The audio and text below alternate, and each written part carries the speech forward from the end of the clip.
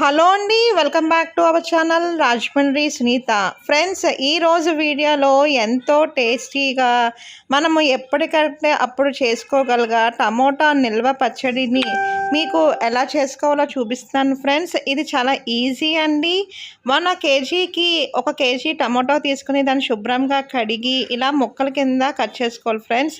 దీనికి మనకి 3 or 4 tea spoons of ఉప్పు పడుతుందండి.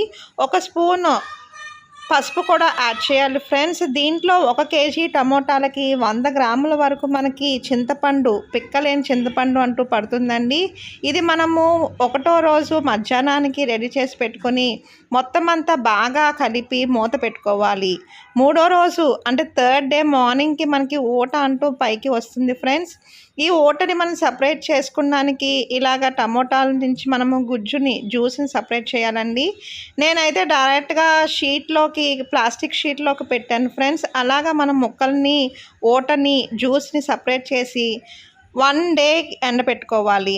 ఇంతలోపల నెక్స్ట్ డే మార్నింగ్కి మనము 1 గ్లాస్ మెంతులు తీసుకొని 3/4 గ్లాస్ ఆవాలు అంటూ యాడ్ చేసుకోవాలి ఫ్రెండ్స్. మెంతులు వేయడం వల్ల మనకి ఫ్లేవర్ అంటూ అరోమా అంటూ చాలా బాగుంటుందండి.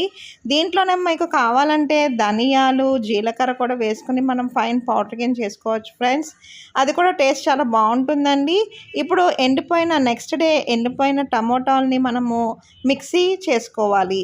ఇందులోనే మనకి పోపుకి కొద్దిగా ఆవాలు, జీలకర్ర, మినప్పప్పు కూడా వేసుకోవాలి ఫ్రెండ్స్. మినప్పప్పు వేసుకుంటే మనం ఫ్రిడ్జ్లో పెట్టుకోవాల్సి వస్తుందండి, ఎందుకంటే పచ్చడి పాడైపోతుందండి.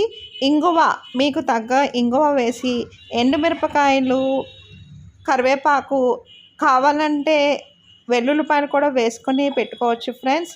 ఇప్పుడు మనము ఈ పోపు అంతా బాగా వేగిన తర్వాత ముందుగా సిద్ధం చేసుకున్న మెంతి, ఆవాల పొడిని 2 స్పూన్స్ వేసుకొని ఊరగాయ కారంని ఒక 5 or 6 స్పూన్స్ ముందుగా టమోటాలని ఊటలో నానబెట్టుకొని ఈ మిశ్రమంలో బాగా మిక్స్ చేయాలి.